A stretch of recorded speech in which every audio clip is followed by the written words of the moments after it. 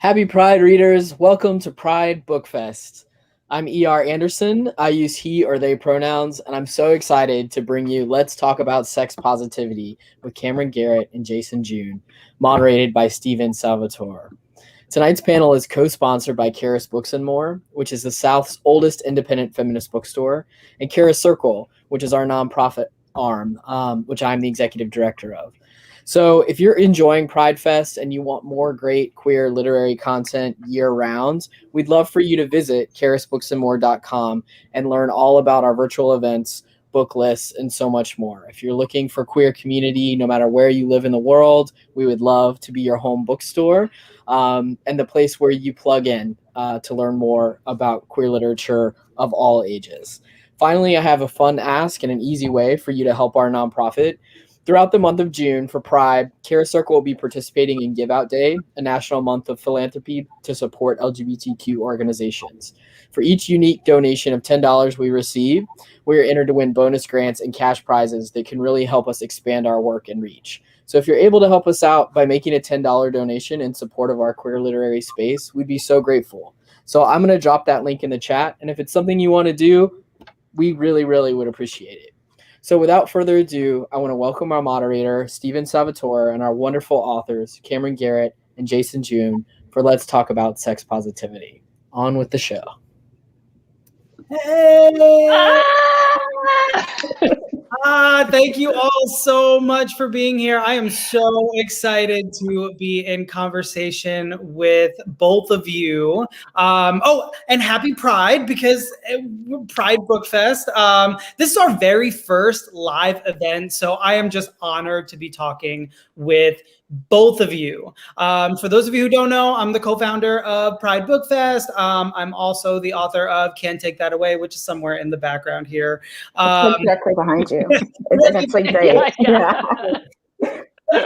And I'm so excited. I'm so grateful to Charis Books More for doing this with us. And Jason June and Camryn Garrett, tell me a little bit about who you are. Tell the people. I think Jason June can go first. Okay, deal. I'm Jason June. It's a two-name first name like Mary Kate, but without the hyphen or the Olsen twin. And I am a gay genderqueer writer. I'm the writer of Jay's Gay Agenda, my young adult rom-com that just came out on June 1st. And yeah, happy Pride. I can't believe this is the first live event. This is so exciting. I love it. And one warning, I am a perpetual gay smiling Muppet. And so my earbuds fit in my ears, but every time I smile, they budge a little further and further out. So you're going to see me at some point like catch it as it falls out or constantly adjust. I can't stop myself from being like, and it keeps knocking them out. There needs to be some sort of invention that like keeps them in. Just for you, JJ. Yeah, completely for chronic smilers. And Camryn Garrett, thank you so much for being here. Yes, I'm so excited. I did another panel with Steven that came out, I think, earlier. And it was super, super fun. And I'm so glad to be here with Jason and June because we interact on Twitter all the time and haven't actually, well, we're not physically meeting, but sort of physically meeting. And yeah, it works for me. This is great. I'm the author of Off the Record, which is there. Oh, I'm pointing the wrong direction. I'm so sorry. And Full Disclosure. And I'm super, super excited to be here. Oh, my pronouns are she or her. Thank you both so much. So tonight we are going to talk about sex positivity. So in general, just to sort of like get people familiar with where we're going, my first question really is, what does it mean to be sex positive? How would you define a sex positive person?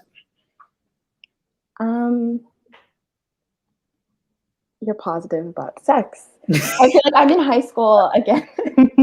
I'm annoying the teacher. No, but honestly, I do think that sex positivity for me is like a journey for like me specifically and also my friends to try to sort of strip away a lot of the negative aspects of sex and sexuality that we've sort of been taught by our culture and to own our sexuality and what it means for us. Awesome. I love everything about that and totally agree. And I think it's just respecting the journey that everybody is on. Sex positivity means like not shaming anybody who has had sex that is ready for it and wants it. And it's also not shaming anybody that doesn't want it and isn't ready for it or may never be ready for it. That any side of that is a beautiful thing. And it's letting everyone have their own journey and focusing on having that self-introspection about where they're at and celebrating that, as opposed to saying that somebody is on the wrong timeline or doing it wrong. The only thing that needs to be made sure is that everything is safe and everything is consensual. And other than that, sex is a beautiful thing, however you want to have it. I love that. I love both of those answers. I think very, very thoughtful. Before I ask my next question, for people who are listening and watching at home, if any of you have questions, you can drop them into the chat and we can get to them at the end. So my next question is really more geared towards y'all as writers. So now that we know like what sex positivity means in general, or maybe a little bit more in practice, what does a sex positive story look like? Like, what are the ingredients of a story that is sex positive? Jason, do you want to go first? Deal. I feel like I keep thrusting it onto you. I'm sorry. No, not at all. So I think a key ingredient of a sex positivity story is just letting your protagonist or multiple characters be frank about where they're at with sex, about wanting to have it or not wanting to have it, about being able to be frank about who they want to have sex with, what parts they're curious about. It's not writing erotica, but it is a character being able to say, this is what I want to do. This is the type of body I want to see right now. This is what I want this person to do with my body. And it's starting with teen readers, it's starting in this post-pubescent time of showing that there is no shame associated with sex and where you're at with it. That as long as, like we said before, as long as things are safe and consensual, it doesn't matter your sexuality. It doesn't matter what gender you are. It doesn't matter what genders you are interested in as sexual partners. It's all beautiful. And that should be, in my mind, the overriding energy of a sex positive story. Yeah, I don't know if I can top that. I definitely think honesty is a big part of it. Both the character being able to be honest with themselves about what they want and not sort of hiding them or pushing down the feelings that they have because they feel like they're wrong or that they want something that's not good.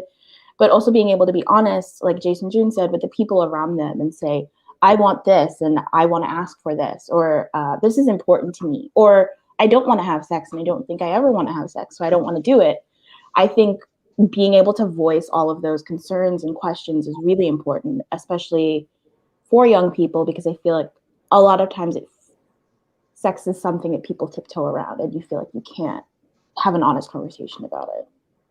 Yeah, I totally agree with that. I think, something that I heard from both of you, even though you didn't necessarily say this word, but it feels like the main ingredient is agency, right, of the character. Definitely. And all these things that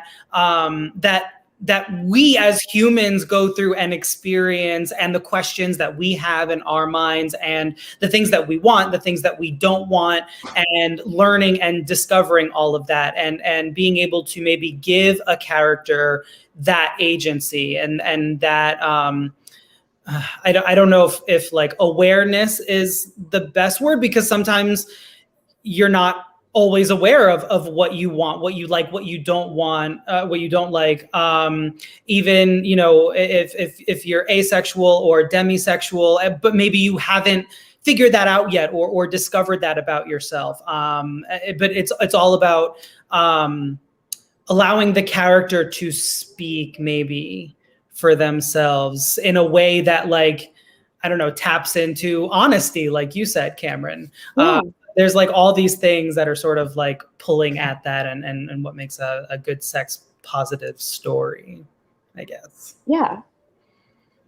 So in order, I think, to like further understand sex positivity, we have to talk a little bit about sex negativity, which refers to a mindset that sex is dirty, dangerous, deviant. A lot of the times heterosexual sex is seen as normal, while anything else is often seen as like deviant. Even in 2021, when like we claim to be so accepting or tolerant, which I hate that word, of queer folks. But this mindset of sex negativity results in stigma against not just queer folks, but single women, particularly mothers, like single mothers, Mm-hmm. Sex workers, people who identify as polyamorous. It also, sex negativity leads to biases and prejudice against BIPOC individuals and gender nonconforming folks. So my question to you all is, do you think that books or book discourse, which is sometimes a wholly separate thing, can contribute to a pervasive mindset of sex negativity? Yes. Loaded question. I definitely, I think, and I sort of was alluding to this earlier, I think a lot of aspects of our culture can contribute to sex negativity, and like that includes books and movies and like the media we consume. Mm-hmm. I know for me, this isn't exactly what you mentioned, but for me, there was such an emphasis on the idea of virginity and the idea of to lose your virginity, you have to have like real sex, which is like a penis enters the vagina. And like, no one ever sat down and said that to me, but I think I got that from like books about like your first time or movies, you know, teen TV shows. And I think that's something that can do a real disservice because, first of all, I mean, I guess we all define sex differently, but I think it's such a rigid idea of what sex is. And then if you're queer, you might feel like you've never had real sex, or there's the whole idea of virginity. Am I still a virgin? If I've done certain things and not others. So I think it can be really detrimental and just confusing. Like for me, I know it was confusing being like, does this count? Does this not count? Also, virginity is a social construct anyway. So that was a long answer, but I hope it made sense. Especially for queer folks too. For what did you say? Especially for queer folks. Definitely. I actually had a line in my first book that my editor actually very gently called me out on, but one of the characters lost her virginity and she was queer and she had sex with her girlfriend. And I think, I forget exactly, but my editor said, like, you know, a lot of queer people define sex and virginity in different ways than what you like traditionally would imagine. So maybe go back and give this a reread. And it was like, I hadn't even ever thought of that, like ever. And it applied to me too. So I think there are definitely a lot of ideas we get from books, from what we see and what we don't see. Completely. And I totally agree that there is this certain idea of a certain type of sex act being the like virginal losing act. And I think what's most important is kind of going back to our last question is that we shift that to, if a character wants to talk about their virginity, that is totally fine. And if they want to talk about losing that, that's totally fine, as long as we allow each character to say what that means to them, that we're not saying it's like it has to be this one specific thing. Like, yeah, like for Jay, he's really intent on losing his virginity, and he defines that for himself as being with another penis having person and there being penetration essentially. But that's because that's what he wants, and he's not trying to do that for anybody else or for some societal marker. It's a marker that he is ready for and wants to have that mode of connection. And I think if that can become, to kind of go back to the question, where you were asking like how media can get a part of sex negativity. For me, it was always like in high school, what was really big was American Pie. And my straight male cisgendered classmates could talk like their asses off about how Stifler's mom made them. But if I tried to shift that conversation, be like, well, let's talk about maybe the TGIF dads that I'm really interested in sexually, it would not have gone well. And that was because I was being told by media that the type of sex I wanted to have was negative. And so I think it's really important that we start sharing stories that are talking about whatever sex you want to have is positive, is beautiful, or not have is positive and beautiful. It's this journey for yourself and making sure that you're vocal with your potential sex partners to make sure everyone's on the same page. Yeah, absolutely. I love that. I love the TGIF dads. That's I was like scanning through my brain, like trying to figure out which one I would pick. Who was your TGIF dad, JJ? I'm so curious. Well, first, it was very formative in terms of the Full House father figures, all of them. I was totally going to say, yeah. Yeah, like Uncle Jesse, yes. Uncle Jesse, yeah. Uncle Jesse. Sagan at the time, yes, I was okay with. I'm forgetting the goofy uncle's name. Joey? Uncle Joey, yes. Yeah. They all had an alluring quality about them. And if I tried to have that conversation about what was so alluring about these Full House men. I think that they were alluring because they took on like traditionally feminine things, for me anyway, right? Like they were taking care of kids and like cooking or whatever and like having heart-to-heart talks. And like, I think especially during the time that TGF was happening, that wasn't exactly a thing. Completely. And showing a whole plethora of options for penis having individuals to be able to perform in the household that previously were not allowed. That's such a great point, Camryn. Yeah, absolutely. I don't know, like the TGIF stuff reminds me, I don't know, I'm like going back in time in the 90s and I'm remembering being back in like middle school, high school in sex education classes. And it really was just like P into V, and then that is sex, and there is nothing more to it.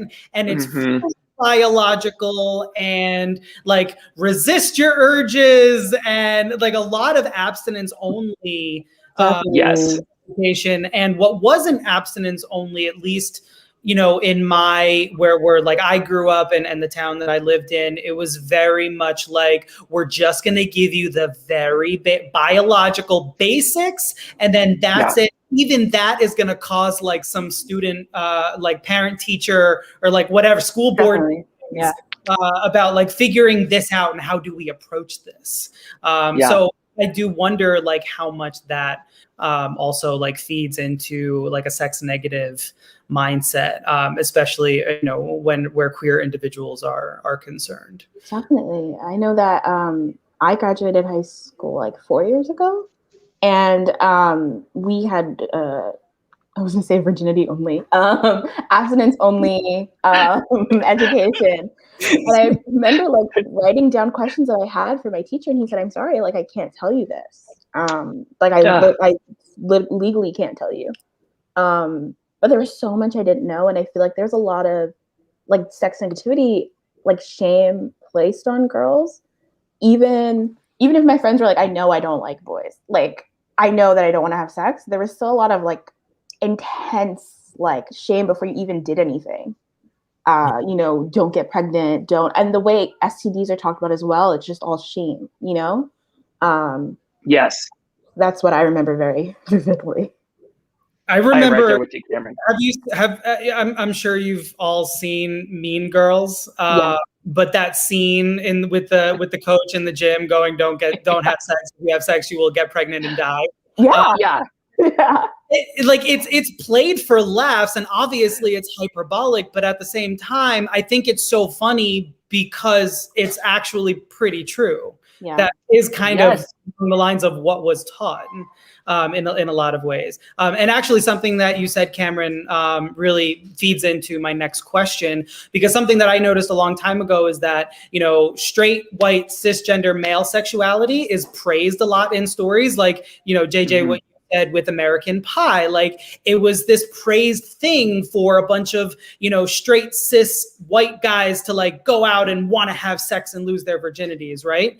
And those moments are treated as like standard coming of age things. Whereas like female characters, BIPOC characters, queer characters have historically been like exploration of sexuality has historically been considered taboo at best, I think, and punished and demonized at worst.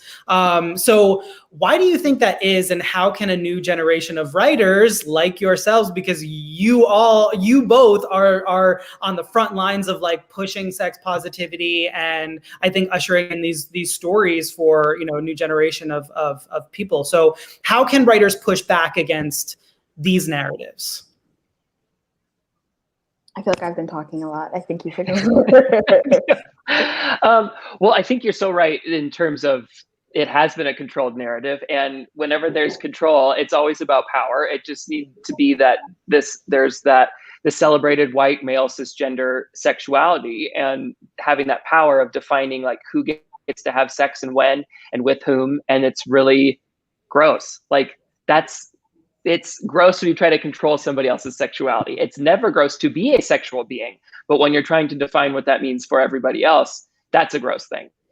And I think the way that we can push back is just making stories that totally defy that make stories that are about people outside of that list of white, cisgender, and male, and straight, and that is showing a whole plethora of options that are out there, and showing that it's a beautiful act. And I think for me specifically, I think we need to have a lot more conversations about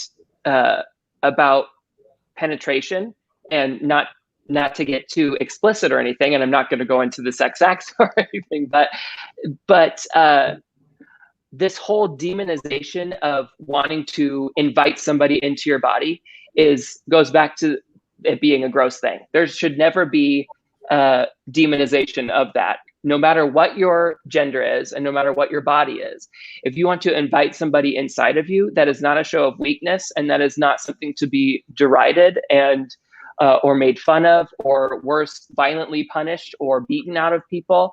That is just another beautiful facet of humanity. And specifically, I want to write characters that are an inviter into themselves and do want to share that bit of themselves, because it goes exactly back to what you were saying before, Camryn, about shame. If we continue these narratives that it's wrong for any reason, it just creates a shame spiral that can literally last your entire lifetime. And that is not what sex is about. Sex is about connection. Sex is about a very natural, beautiful human release. It's about being vulnerable with another person. And all of those things are magical. And so for me, the way to push back against that narrative is to show the magic in it, and to not even hint at there's any reason why this should be quote unquote wrong.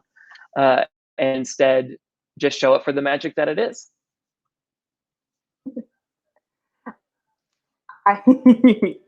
Every time I say you should go first, I'm always thinking like, what am I going to say to that? I agree with everything that you said. I think one thing that I'm specifically trying to do is to show different ways different characters feel about sex, to sort of show that there isn't just one way to feel about sex. So in my first book, the main character, Simone, is super into the idea of having sex. And for her specifically, she wants penis and vagina sex with a guy, but she's also a little confused about her sexuality and whether or not she identifies as bi, and whether or not she's had sex before because she's been with someone else before. And I think it's a little different in the second book because there is a lot of discussion about sex, but it doesn't happen. But there's a line where Josie in the second book says, it's not what you would look like sex, but it feels like sex to me, because it's about the characters being intimate and open with each other. And I think showing young people, especially, that there are so many different ways for you to be intimate with people, and that you don't have to pick one option, and that like you don't have to know. Like when I was younger, I got so irritated when adults were like, oh, you have time to figure it out, but you really, really do. And you don't have to know if you like something right away, and you don't have to know if you're into this or into that, or you have so much time. And I think even as adults, a lot of times we don't know, and we're still working it out, and sometimes it changes. And yeah, that's really important for me. I think I love that. I love that so much. Sorry, I'm not. Go, JJ. not at all. I was just gonna say the exact same thing. I want it on like a pillow. There are so many different ways to be intimate. That's like the best way to sum up the whole topic of sex positivity. Is it's like there are so many ways. It's not just the limited view you've been like pounded into your head your whole life. There are so many ways to go about this, and I just loved everything. Exactly. Yeah. Thank you. It's so true, and I felt that too when I read Off the Record and Josie and Marius, right? Yeah, And I loved those moments between those two characters, because it really did feel so intimate, but in like in that way that was just so vulnerable. And like these, especially Josie, like Josie's exploring things, and like the pull that she feels toward him. And I really felt that in that moment. And I thought that you did that really, really beautifully. In Jay's Gay Agenda, like Jay has two very different love I don't know if like love interests is like the correct term for oh my god, I'm blanking on the college guy's name. What's his name? Tony, yes. How could I forget Tony? It's such a hot name.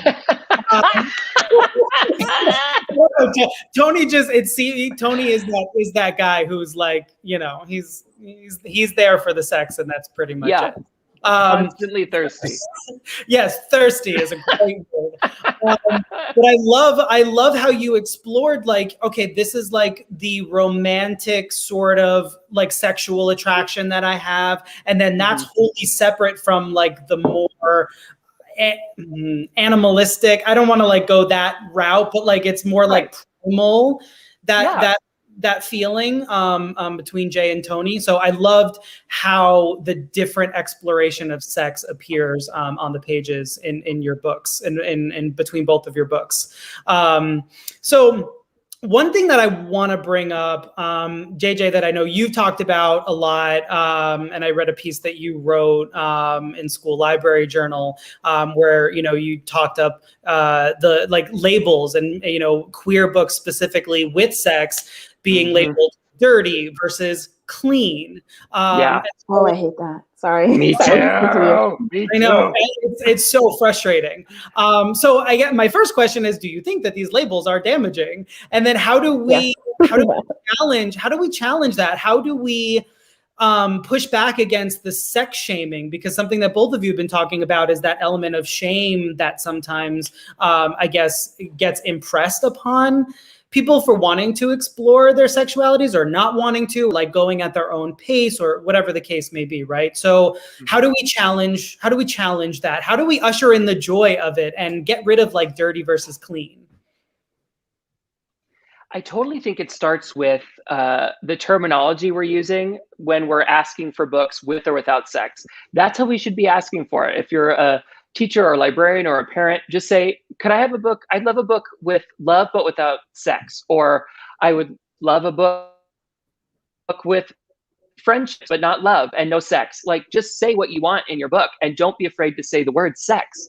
When we're afraid to even say that word, that will then imply that it's a forbidden word, which means, and anything's forbidden is wrong or dirty. We need to make it okay to say in high school libraries, in public libraries, in bookstores, teen readers or a guardian figure looking for books for their teen readers needs to be able to say, I would like a book with sex, or I would like a book that does not have sex. And that's totally okay. That doesn't shame either direction. It doesn't label or define how you feel about sex in books. And it doesn't make a listening teen reader who is now all of a sudden potentially having urges from their body that they literally can't help. That's something that is just happening to them. And their body is telling them, yes, this is right, this is great. They're all of a sudden being told, no, this is wrong, this is awful. Even if you're not saying those words, you're implying that, and you're putting that energy out by saying, is this clean? So for me, the big push is to just straight up say what you would like in the book. I would like a book with or without sex if you're going for those kind of genres. Just like you would say I would like a fantasy versus a contemporary. It's a really easy shift that I think will have long-lasting effects. Seems so simple. Yeah. Yeah. I hate the clean. I don't have anything eloquent to say. I just really hate the clean YA sort of. I understand not wanting sex in a book, but I feel like clean is such a judgmental sort of way. And there's obviously influence like from Christianity. I mean, I won't get into that, but it's just like gives bad vibes. Definitely makes me feel as though I'm like in church and I'm 11 and someone's saying something homophobic and like, you know what I mean? So it would be great if we could bypass that. Yeah, it does sort of make it feel like what, you know, any sort of like sexual desire or sexual urge is dirty or wrong. Yeah. And I wonder like how much of that too is because, you know, at least in this conversation among the three of us, like we are writing young adult books. And so like how much that factors in and like, you know, schools and library placement and school library placement. And like, I remember when I was in high school, like young adult wasn't really clearly all that well defined yet. And at least compared to what it is now. And I remember like summer reading. On the list of summer reading, I had Speak by Laurie Halse Anderson. And that's not a book about sex, but it's a book that I wish that wasn't just summer reading, but something that was actually taught in the classroom as opposed to your Catchers in the Rye or your I do love Catcher in the Rye, but I get it. I get it. No, me too, but I mean, I teach your Catcher in the Rye and can't take that away. So like I get it. I like and Great Gatsby and like all of those types of books. Like I wish something like that was taught in a meaningful way where I don't know, it could talk about consent and sex and all of that. So I think, so my next question, right? I think many people have opinions about sex and queer sex, particularly in young adult books. Some think that it is inappropriate because of the age of the characters, or even say that it's a form of fetishization. I can never say this word. Fetishization. Y'all know what I'm talking about. I'm not going to try to say it. How do YA writers balance including sex and intimacy in a young adult novel in a way that's appropriate for readers while also staying true to real life sexual experiences? Because I think y'all did it so beautifully. So I want to know, like, what are the ingredients? Like, how do we do this? I try to stay true to the character, and I think that helps because the characters are the age of the audience is reading. I don't know if I said that backwards, but you know what I mean. The teens are reading it, and then the characters are teens. So like, I do think it's possible that there's a girl like Simone who is like very horny and like wants to have sex. And like, for me, I wrote that for myself because I was also very horny at 16 and didn't have anyone to talk to. Like, I'm not going to talk to my mom. You're not going to read up to a teacher, and your friends could talk about it with you, but it's sort of like the blind leading the blind. Like, we didn't know what was going on. So I think that letting the character lead is great. And I think it feels weird to say like age appropriate, but I really do think if you keep the character in mind, it makes sense and it will like fall correctly. It's not like, I mean, I don't know. I was going to say it's not like we're writing erotica, but like maybe someone has in the past and that's what led to all of this. But yeah, we're writing teenagers and I think we're trying to stay true to that. I don't know if you feel the same way, JJ. I totally feel the same way as you, Camryn. That's exactly the thing that I would say is where it's like, write what you thought of when you were a teen. Like, yeah. That's how it stays quote unquote age appropriate. I won't put anything sexual in my books that I did not think myself when I was 16 or 15. Many teenagers are having these thoughts. They're specifically naming to themselves what parts they want to interact with and what they want to do with them in a whole range of things. And that's what you just have to portray, is what you thought of when you were a teenager. Because if you're not including that, then just by the absence alone, it's telling teens, oh, these thoughts are not right. They're not even allowed to be spoken to myself, or I should feel guilty that I'm all of a sudden having them because I can't see a character having these thoughts to themselves. It's like, it's not a tough nut to crack in terms of figuring out what you should and shouldn't. Right. I wouldn't ever do something that's a really verbose statement about a character becoming very, all of a sudden, prolific about what their partner looks like, or what their parts look like. That is a little bit more of an adult erotic romance thing where they're describing the parts and everything. I didn't think of specific attributes when I was a teen. It was more just like, oh my God, that's a penis, and I'm so excited to all of a sudden be seeing somebody else's. Like, that's what I would say. And then for any person, any body. Right. So then you get to share your experiences and like what bodies you couldn't wait to see, or being able to verbalize like, oh, I don't want to see that kind of body. That is not for me. And it's not that person needs to be shamed. It's just, that's not what's right for me. And it's such a wonderful thing that we get to show teens like these thoughts that you're having through our characters that are having these exact same thoughts are totally natural and wonderful and exciting, and also nervous making and scary and awkward. But all of that is part of the beauty that is sex positivity, is understanding it's not just glorifying it. It's being real with the awkwardness and the things that might make you nervous, the things you're not ready for, but also being able to fully say, oh, but this is what I'm ready for. And this is what felt good. And this is where I would like to go next. Remembering what you felt when you were that same age. I love that. And so kind of jumping off that a little bit, like in terms of, what you show on the page, what you don't show on the page.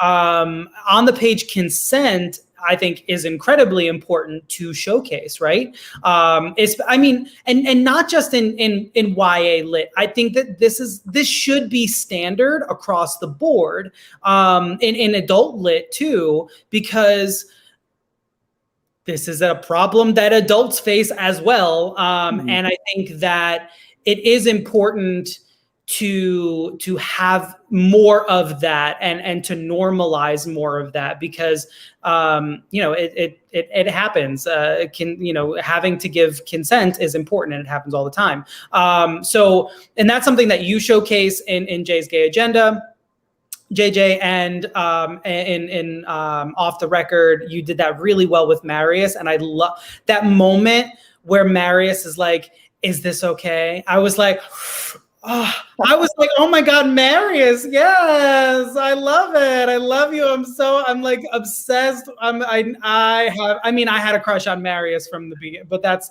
a whole separate issue. But I guess can you both talk about the necessity of showcasing verbal consent? Because I just rambled and I didn't make any sense. So you all make sense of it for me. I think I've heard from a lot of people that like someone asking, can I kiss you, or can I do this, pulls them out of a scene, or like isn't sexy. Not that I'm trying to like make my scene sexy, but yeah, I've heard that a lot actually. And so for me, I'm glad you really like the scene, because I tried to integrate it in a way that I thought would be natural and like, I think really intimate. I think that can be such an intimate part of it. You don't have to like be like a robot, like, can I kiss you now? But like communicating is such a big part of sex. So like, I don't know why it would be odd or sort of take you out of it to communicate that way. And yeah, for me, again, my sex education in school was abstinence only. And this was not, and this is explored in the book, where I think for a lot of people, not just young women, but like people of all genders, like you can end up in sort of squicky, that's not a word, but squicky situations where like you feel pressured into doing something, or you don't even feel pressured, but you're just like, I'm not that into it. And you're like, am I allowed to say like, I'm tired of this, or I'm done?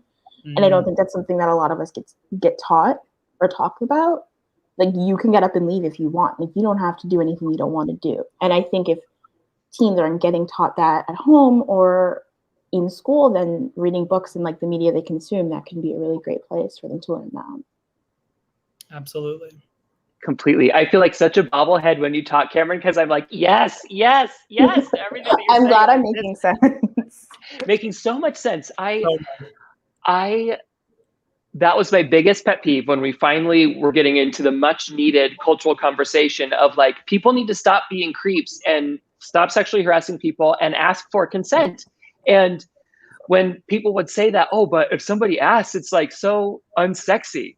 You have to all of a sudden be like the HR department in your interaction. It's like, that's not it at all. That it's communication is what is such a great part of this connective moment that you're having. And there is nothing that is more romantic or more thoughtful if it's not a situation about love. And it can also be such a sexy statement for somebody to say, is this okay? And Definitely. it's exactly like you're saying, it's not that you have to become this robot, but it's showing like, I'm really into what we're doing right now. And it seems like you're really into what we're doing right now. What if we do this? Is this okay? Like, it's showing your excitement. It's showing your respect for the person that you're there with. Definitely. And I tried to have the same moments in Jay's Gay Agenda where Tony, who's the more sexually active of the two people that Jay is interested in, it's like he's clearly thinking about doing the next thing. He's going to reach for a condom and he looks at Jay and he's like, are you ready? Is this all right? Like, it's clear what he wants to do, and it's showing, but it's giving clear signals that Jay is allowed to say, no, I'm not there yet, or I am there. Yes, that's great. And then with Albert too, who's showing like he wants to know all of Jay and not just his body, wants to know his body and all of these other parts, his heart, his soul. He even has an, is this okay, before he goes in for a kiss, where it's like, we're so close, our noses are practically touching. And he just has that like slow, quiet, is this okay? Like, and it's such a, I think yes! it's so sweet. I really do. I also think Albert's a sweet name, but that's not part of it. But yeah. I love the name Albert. Name, yes, I love it. So we have a couple of questions. So I just want to remind people who are watching, if you have some questions, pop them into the chat, and we'll get to them. This question I wanted to get to because I thought that these two things were kind of closely linked. So as someone who has struggled with body dysmorphia and disordered eating for the better part of the last 20 years, I can never talk about sex without also talking about the relationship that I have with my body. And that seems to be something that every queer person that I have come across in my lifetime can't really untangle either. There seems to be that connection between sex and sex positivity and sex negativity and body positivity and body negativity as well, and like this sort of like swirling mix of things. I don't know if it has to do with like the perfect body image standards that we just come into contact with all the time, but like I never saw anybody with my body type growing up, and so that led to a lot of really negative and destructive things for me. So I'm kind of curious just about the relationship between sex positivity and body positivity. Like, how do these two concepts feed off of each other, particularly in storytelling that features queer sex or queer relationships or queer intimacy in that way? What do y'all think? I want to suggest that you go first, but I'm also going to be like, I have nothing to say. So I'm like torn. But yeah, I mean, I can go first. Josie's fat, and a big part of the story is her, like, I don't want to say struggling, but sort of very actively trying to be body positive about like her own body. And I think, I mean, I don't want to spoil it, but the moment that's sort of like the very intimate scene between her and Marius, like, has so much to do with her body. And I think by showing him the parts of her body that she's still sort of very sensitive about, that was a way for her to be intimate with him. And this doesn't even answer the question, but I just love stuff like that. I think, I don't know how much of my feelings about my body are tied up in my queerness or not, but I think being a woman specifically who looks a certain way, I think there are a lot of pressures and ideas placed upon you. And I was surprised to see that in queer circles as well. I feel like there were a lot of expectations about how gay girls would look. The idea of like a lipstick lesbian or like things like that I don't really fit, or even something like, are you a butch or are you a femme? Where it's like, am I? Like, what am I? And why don't I fit into these things?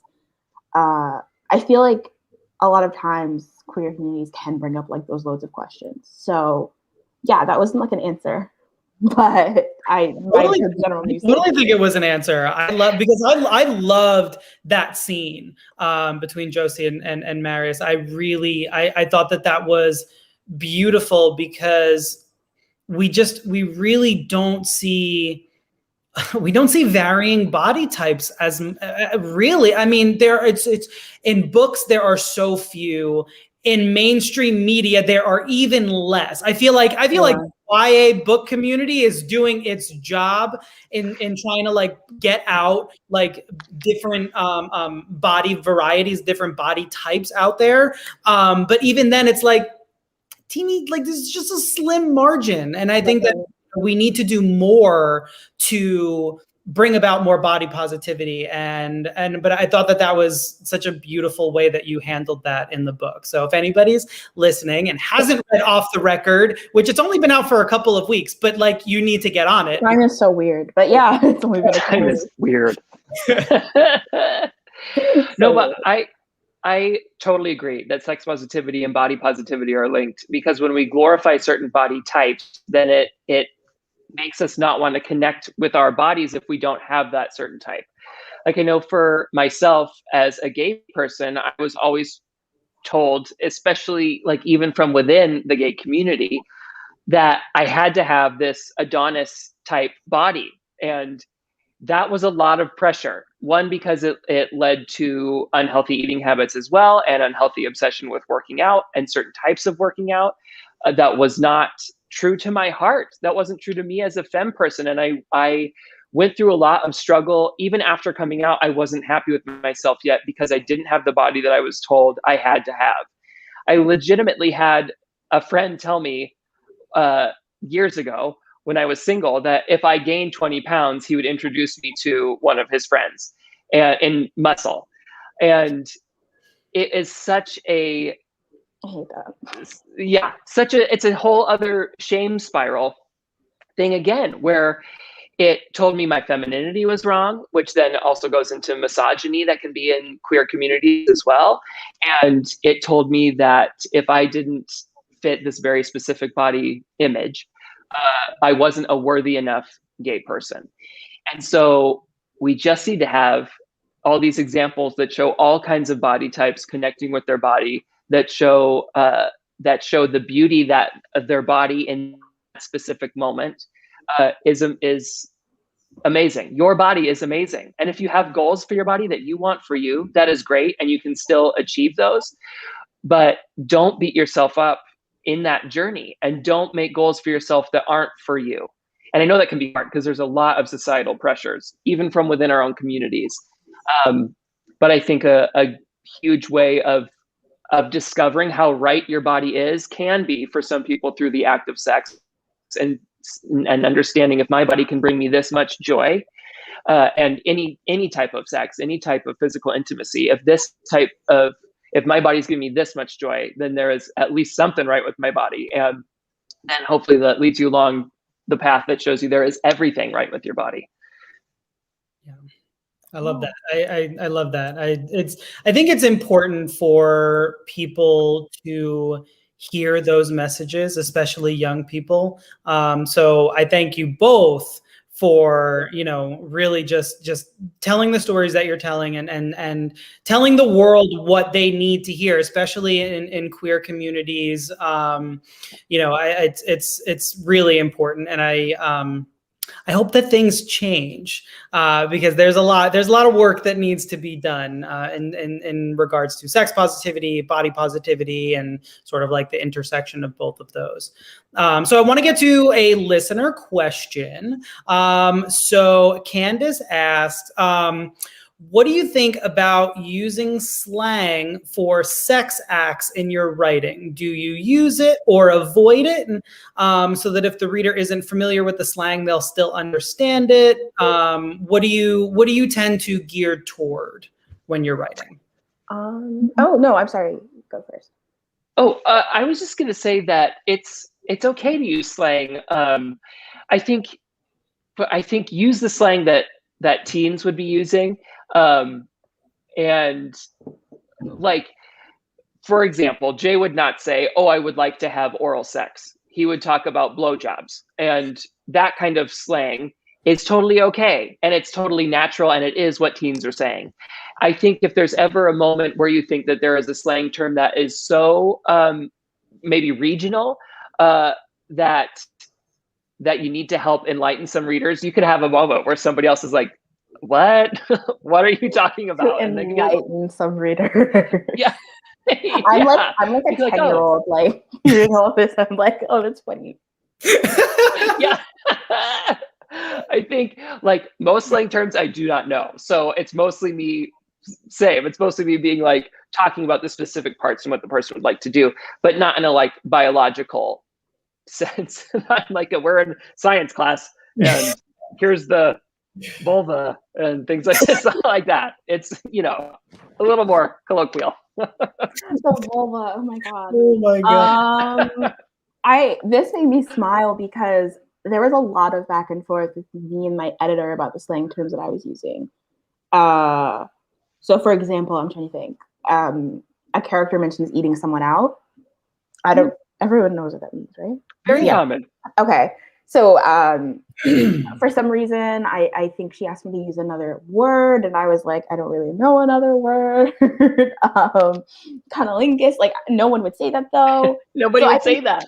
Yeah, so I think it was a lot of like trying to balance that because I think I understood what she was going for, where she was trying to like toe the line of like, let's keep this like appropriate for teen readers. Mm-hmm. But I was like, I think when we were editing it, I was like 18. So I was like, this is what my friends and I say.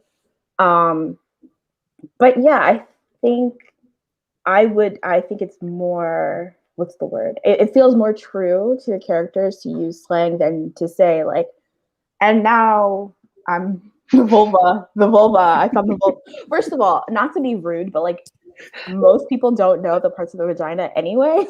So yeah, no one would be like, "Where's your vulva?" Like, well, maybe they would, but they'd be like they'd be like, "Why are you talking about my vulva?" It's so weird. I definitely, just use slang. And if you don't want to, it's totally fine. Do what Jason June does, and just I've read so many like really great sex scenes where, not really, I sound so icky. I mean, really well done, really well crafted like sex scenes in YA books where they don't use slang and it's kind of vague, but you can tell what's going on and it works. Yeah, I kind of think like using slang is one of those things where you kind of, just as a writer in general and not just with sex, just with anything that you're writing, it's like you kind of have to look at like what's evergreen versus what seems like right now, because especially when you're writing something like currently, it's not going to get published at best for like at least 2 years, 18 months, maybe. I mean, if you're like a politician, then 3 months from now, but whatever. But like for the most part, like things cycle in and out all the time. And there are things that obviously like don't really ever change. Like what's blowjob? Eating out or blow. Sorry. Like those. Yeah, exactly. Like those terms haven't changed since I was in high school, and I graduated high school in 2004. Camryn, you graduated 4 years ago. Like the terminology is still the same. There were some like slang terms that have gone out of style in regards to like sex. And then obviously things that you see that like cycle back sometimes that it's like, that was a choice back then. And I really don't think that we need to bring that back now. Like it's one of the things as a writer, you sort of have to just like balance. Yeah. And I was gonna say, I do find it awkward when like authors make something up. I've seen this more, I feel like, in TV, but I do see it in books where like they're like, oh, like Eon X and PV makes sense, but like Eon X, like that doesn't make any sense. Like random letters or numbers, like no one talks like that. That's so fun. And like we know it's meant to refer to sex, but it's just so weird. And I'm like, oh, like this is so weird. This is so awkward. So like, yeah, like Steven said, I would try to go with things that seem evergreen or just not use them at all. Yeah, for sure. Don't make something up. It's so weird. I know. It's so weird. So we kind of touched on the other question a little bit. It was more about like how do y'all because there's sometimes sex tends to be glorified sometimes, like specifically when geared towards young adults. And I kind of think that sometimes it's more glorified in like your CW shows or like something like that, where it's like all of the characters on Riverdale are like 30 years old and they're meant to be 16. And it's like, okay, well, you have your 30-year-old man bodies. Yeah. It's like so awkward because I feel like the girl characters at least are like very over-sexualized. And they very much lean into that, like with cheerleader outfits. And I mean, I sound like my mom, but it does feel a little weird. Yes, like I mean, Gossip Girl. I don't know if you watched that, Camryn. Yeah. Like those characters, they were all hypersexualized, and it's not even like the fact that they were having sex, but the fact that they were looking like they were in a Britney Spears video in the middle of the school day. I'm like, how did these people not get dress coded? Like, what is going on? I don't know. Because where I grew up, like if you were, I had like my bra strap out, like I'd get like, Getty straps. You were in the principal's office. Like showing a little thigh, you were in the principal's office.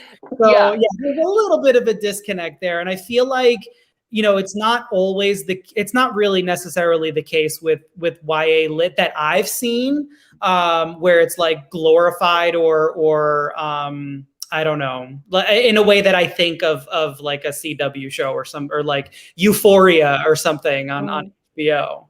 But that's pretty much it. I mean, I had one more question, but we're pretty much out of time. I really want to thank both of you, Jason June and Camryn Garrett, for coming in and doing this with us for the first annual Pride Book Fest. And we can't wait to do this again next year, and hopefully in person. And we can have a little kiki and have fun. And I'm just gonna bring back ER from Charis Books. Hey everybody, I just want to say how great this was. I really think that we need more honest conversations like this. So I hope everybody who's watching at home, especially the adults who are watching, who maybe have some control over student libraries, things like that, please advocate to get sex positive books into kids' classrooms, into libraries. It really does make a huge difference. Shout out to my school library. Sorry. Yes. Librarians are the ones who are holding it down for so many, and are the ones who are putting these books into our hands. And it's really important. And they often face so much opposition. So one of the things that we hear all the time is parents who actually want their children to have access to these books, like really need to speak up. Please do visit us at charisbooksandmore.com if you want a great list of sex positive middle grade and teen books, and of course adult books. That is something that we really value and think is so important. So thank you so much to Jason June, Camryn Garrett, and Steven Salvatore. We have another wonderful panel coming up right in just a moment. So everybody who's watching, just hang tight. We're going to be talking about the nuance of bisexuality in just a moment. So stick with us. Iconic topic. Yes, This panel, let me tell you, is iconic. We have Kayla Ankrum, we have Aaron H. Aceves, we have Nick Stone, Jessica Verdi, Sophie Gonzalez, and Zach Smedley. And it's all about, legends. when I tell you, it's fantastic. Like all of you listening, stay tuned. You're going to want to watch this because it talks about, biphobia and harassment, especially in online discourse of bi authors. And so it's a really important panel. I would definitely tune into that. Cool. So Awesome. thank you y'all so much. Thank you, Charis Books, E.R. Anderson, Jason June, Camryn Garrett. We love you all and happy Pride. Happy Pride.